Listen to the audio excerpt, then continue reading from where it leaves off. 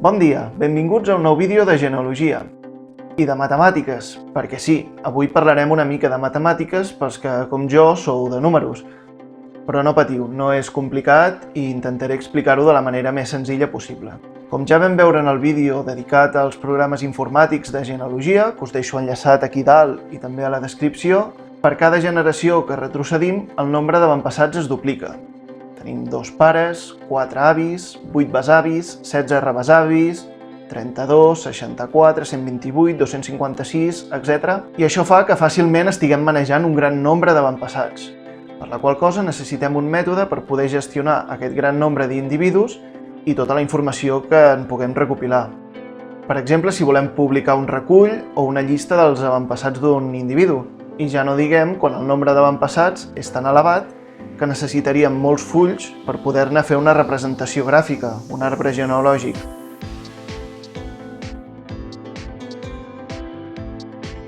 Cosa que, com podeu imaginar, resulta poc pràctica. I aquí ve el dubte, com els organitzem? Una manera d'ordenar-los podria ser per ordre alfabètic de cognom. Podríem fer-ho, sí, però cal tenir en compte que la forma en què s'escriuen els cognoms pot haver variat al llarg de la història o de la geografia. I, de fet, pot haver variat en un mateix individu.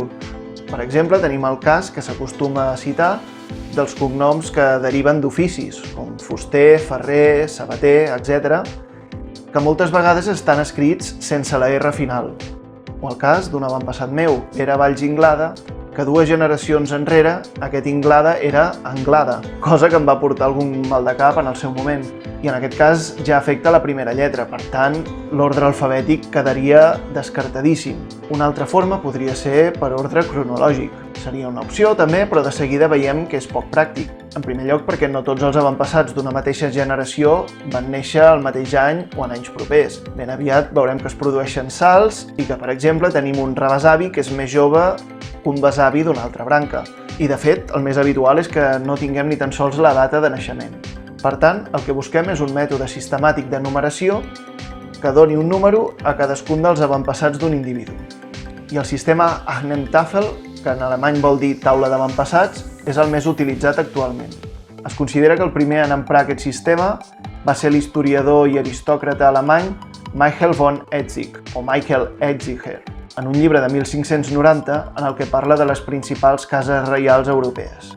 Gairebé un segle més tard, Jerónimo de Sousa, un frare franciscà espanyol, tot i que en algun lloc he llegit que era portuguès, Jerónimo de Sousa, va popularitzar aquest mètode a la seva obra Noticia de la gran casa de los marqueses de Villafranca de 1676.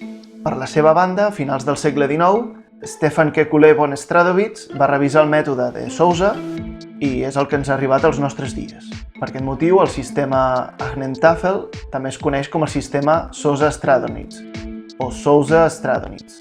Bé, fet aquest petit repàs històric, vegem en què consisteix aquest mètode de numeració. El sistema Sousa-Stradonitz assigna a la persona de la que estiguem fent la recerca el número 1, i al seu pare el número 2 i a la seva mare el número 3, disposant així els avantpassats, pare a l'esquerra, mare a la dreta, anirem numerant les successives generacions. Així, a l'avi patern li correspon el número 4 i a l'àvia paterna el número 5, a l'avi matern el número 6 i a l'àvia materna el número 7. I amb aquest sistema es fixen els avantpassats d'una persona. El número 7 sempre correspon a l'àvia materna de l'individu, del número 1, i el número 24 doncs, serà l'avi patern de l'avi matern. Aquest sistema de numeració té un seguit de propietats que el fan molt interessant. En primer lloc, i excepte el número 1, els nombres parells sempre correspondran a homes i els nombres senars a dones. Número 2.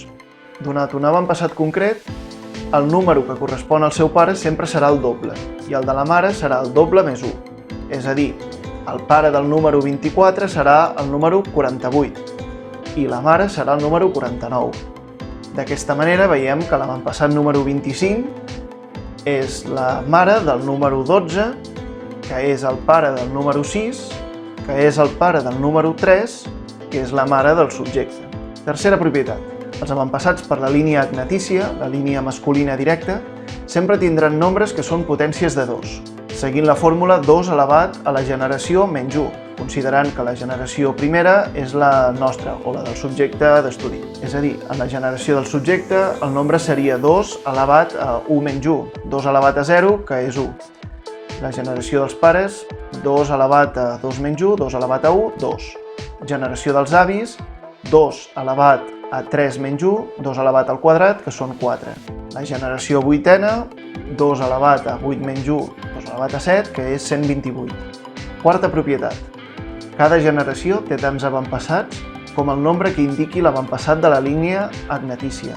És a dir, per exemple, la generació 11 té 2 elevat a 10 avantpassats, 1024, que aniran numerats del 1024 fins al 2047. I per acabar, la cinquena, que potser és la més difícil d'entendre, però per mi també és la més interessant, si convertim el nombre d'un avantpassat en base 2, en nombre binari, podem saber fàcilment a quin avantpassat correspon. Tornem a agafar l'exemple anterior, l'exemple del 25. 25, en base binària, és 11001. Ara eliminem el primer 1 i comencem a llegir de dreta a esquerra. Cada número 1 correspon a una mare i cada 0 correspon a un pare. Per tant, tenim la mare, del pare, de la mare, del subjecte, tal com hem vist abans. Bé, si heu arribat fins aquí i heu trobat interessant el vídeo, podeu fer clic al botó de m'agrada d'aquí sota i també podeu donar suport al canal subscrivint-vos-hi si encara no ho heu fet. Fins aviat!